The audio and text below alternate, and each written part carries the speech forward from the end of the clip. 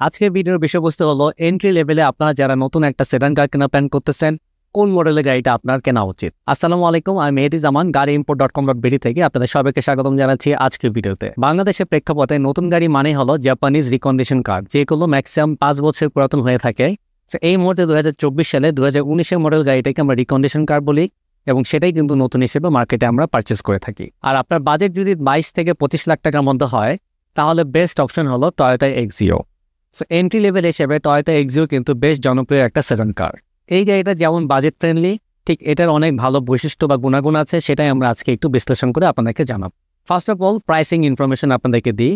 এই মুহূর্তে 2019-এর একটা হাইব্রিড এক্সিও যদি আপনি কিনেন, যদি ভেরি গুড পয়েন্ট মাইলেজ হয় লাইক 50,000 কিলোমিটার আশেপাশে এবং অপশন রেট 4 বা 4.5, তাহলে গাড়িটার দাম হবে 23 থেকে 23.5 লাখ টাকা। এই সেম কনফিগারেশনের একটা যদি নন হাইব্রিড গাড়ি আপনি কিনেন, তখন ওইটাও এক্স প্যাকেজ ছিল, এটাও এক্স প্যাকেজ, 4.50,000 কিলোমিটার চলা, গাড়ির দাম কিন্তু 25.5 থেকে 26 লাখ টাকা হবে। বাট গ্লোবালি কিন্তু হাইব্রিড গাড়িগুলোর দাম বেশি হয়, কারণ এটা লেটেস্ট টেকনোলজি, এখানে এনভায়রনমেন্ট ফ্রেন্ডলি অনেক টেকনোলজি ইউজ করা হয়েছে, এখানে একটা হাইব্রিড ব্যাটারি আছে, ইলেকট্রিক মোটর আছে।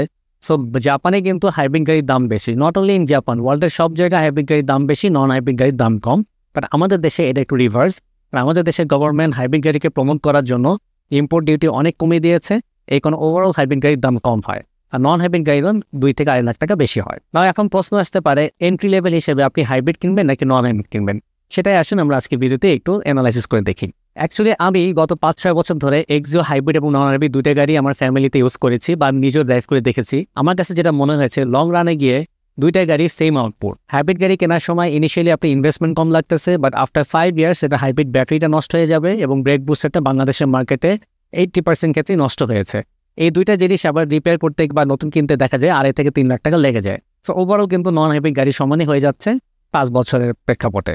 On the other hand non hybrid গাড়ি কিন্তু লেস মেইনটেন্যান্স কস্ট, এখানে আপনার 5-6 বছর পরে কোনো কিছু চেঞ্জ করার ঝামেলাটা নাই। জাস্ট ফুয়েল কস্টে কম্পারিজন করলে নন হাইব্রিড গাড়িতে 40%-এর মতো ফুয়েল কস্ট বেশি লাগে কম্পেয়ার টু হাইব্রিড।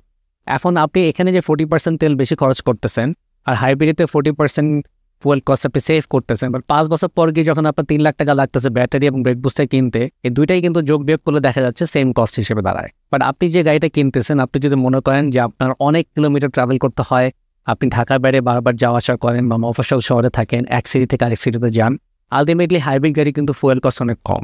সো 5 বছরে যদি আপনি 2 লাখ কিলোমিটার গাড়ি চালান, তাহলে কিন্তু 5 বছর পর আপনার ব্যাটারি ব্রেক বুস্টার নষ্ট হয়ে গেলেও লস নাই, কারণ যে টাকা আপনি ফুয়েল কস্ট সেভ করছেন তার 50% টাকা দিয়ে আপনি নতুন প্রোডাক্ট কিনে ফেললেন আর 50% ফুয়েল কস্টে সেভই হলো। কোন গাড়িটা পার লিটারে কত কিলোমিটার যায়? হাইব্রিড একটা এক্সিও ঢাকা সিটির মধ্যে ইউজুয়ালি মডারেট ট্রাফিক জ্যামে 14 থেকে 15 কিলোমিটার পাওয়া যায়, হেভি ট্রাফিক জ্যামে এটা 11তে নেমে আসে। হাইওয়েতে এটা আপনি যদি 100 থেকে 110 কিলোমিটার স্পিডে চালান, তখন আপনি ইউজুয়ালি 19 থেকে 20 কিলোমিটার পার লিটারে পাবেন। আবার এই গাড়িটাতে আপনি 30 কিলোমিটার পার লিটারও পেতে পারেন, সেখানে আপনাকে অপটিমাইজ করে গাড়িটা চালাতে হবে, সুন্দরভাবে লো স্পিডে লাইক 50 থেকে 60 কিলোমিটার স্পিডে যাবেন। ব্যাটারি ফুল হয়ে গেলে সেটাকে আবার আস্তে করে ডিসচার্জ করবেন, আবার আপনি স্পিড আপ করে ব্যাটারিকে চার্জ করলেন। সো এইভাবে অপটিমাইজ করে চালালে কিন্তু মাইলেজ বেশি পাওয়া যায়। অন দ্য আদার হ্যান্ড একটা গ্যাসোলিন গাড়ি ইঞ্জিনে কিন্তু যেহেতু ইলেকট্রিকের কোনো কম্পোনেন্টস নাই, ফুল তেলেই চলে, সো ঢাকা সিটির ট্রাফিক জ্যামে এগুলো 9 থেকে 10 কিলোমিটার পার লিটারে পাওয়া যায়। ট্রাফিক জ্যাম যখন অনেক বেশি থাকে তখন কিন্তু এটা পার লিটারে 7 থেকে 8 কিলোমিটারও নেমে আসে।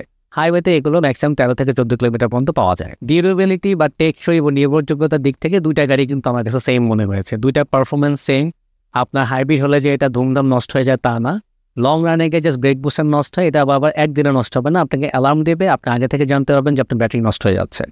সো রিয়েল লাইফে রেগুলার মেইনটেন্যান্সে হাইব্রিড নন হাইব্রিড দুটাতেই সেম কস্ট, আপনি নিশ্চিন্তে যে কোনো একটা মডেল চুজ করতে পারেন। এক্সিও একটা কম্প্যাক্ট সেডান কার হলো, এখানে ভিতরে কিন্তু অনেক জায়গা আছে, পিছনের প্যাসেঞ্জাররা খুব ইজিলি আপনি আরাম করে বসে লং জার্নি করতে পারে।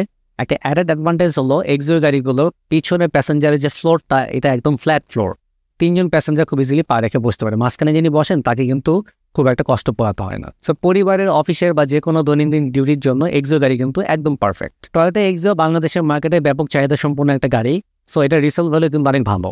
সো আপনি 5-6 বছর গাড়িতে চালানোর পর যখন বিক্রি করতে যাবেন খুব একটা ডেপ্রিসিয়েশন হবে না। এছাড়া এক্সিও গাড়িগুলোতে আপনি পাবেন আধুনিক প্রযুক্তি, একটা এন্ট্রি লেভেল গাড়ি হিসেবে যা যা থাকার দরকার সেগুলো সব কিছু আছে। এখানে আছে টয়োটা সেফটি সেন্স, যেখানে আপনি emergency braking, collision control, lane departure alert, automatic high beam, এই ফিচারগুলো পাচ্ছেন। এছাড়া আপনার কিছু কিছু প্যাকেজে আপনার কিন্তু সামনে পার্কিং সেন্সর থাকে, রিয়ার বাম্পারে পার্কিং সেন্সর থাকে। এছাড়াও এখানে ABS ব্রেকিং, এয়ার ব্যাগ সবকিছুই আছে। ওভারঅল এক্সিও গাড়ির আউটলুক ডিজাইনটা কিন্তু খুব একটা খারাপ না। সো টয়োটা করলার এক্সিও মডেলের গাড়িটার less fuel cost, easy handling, low maintenance এবং রিলায়েবিলিটির কারণে বাংলাদেশে এন্ট্রি লেভেল গাড়ি হিসেবে একটা পারফেক্ট এক্সাম্পল। আর হ্যাঁ, আপনার নতুন গাড়িতে যদি আপনি জিপিএস ট্র্যাকিং ডিভাইস লাগাতে চান তাহলে অটোনিমো লাগাতে ভুলবেন না, কারণ অটোনিমো হলো বিটিআরসি লাইসেন্স প্রাপ্ত একটা ভেহিকল ট্র্যাকিং সার্ভিস প্রোভাইডার। এদের আছে হিউজ কাস্টমার সাপোর্ট এবং আধুনিক প্রযুক্তি সহ অনেক জিপিএস ডিভাইসেস। আমরা গাড়িইম্পোর্ট.com.bd অটোনিমো সার্ভিস পার্টনার। সো আপনারা আমাদের কাছ থেকে অটোনিমোর যে কোনো প্রোডাক্ট হিউজ ডিসকাউন্টে পারচেস করতে পারেন। সো আপনি যদি এখন একটা এক্সিও গাড়ি কেনার প্ল্যান করে থাকেন, দেন প্লিজ ভিজিট গাড়িইম্পোর্ট.com.bd। আমরা জাপানিজ রিকন্ডিশন গাড়ি ইম্পোর্ট করি এবং সেল করে থাকি। আমাদের শোরুম হলো উত্তরাতে Polwel connection shopping center level 1 parking area. এছাড়াও আমাদের যে ওয়েবসাইট আছে, ওয়েবসাইটে স্টক লিস্ট ভিজিট করলে আপনারা আমাদের স্টকে থাকা যে গাড়িগুলো আছে সেগুলো অপশন শিট, ছবি, প্রাইস সবগুলো ইনফরমেশনে পাবেন। অথবা স্ক্রিনে দেখানো নাম্বারগুলোতে অথবা ডেসক্রিপশনে যে নাম্বারগুলো দেওয়া আছে সেগুলোতে আমাদের সাথে যোগাযোগ করলে আমাদের কাস্টমার সার্ভিস ম্যানেজাররা আপনাকে অল দ্য টাইম সাপোর্ট দেবে এবং হেল্প করবে আপনার পছন্দের গাড়িটা চুজ করতে। দেরি না করে বেস্ট প্রাইসে বেস্ট গাড়িটা কেনার জন্য আজই চলে আসুন আমাদের শোরুমে। দেখা হবে ইনশাল্লাহ। আসসালামু আলাইকুম।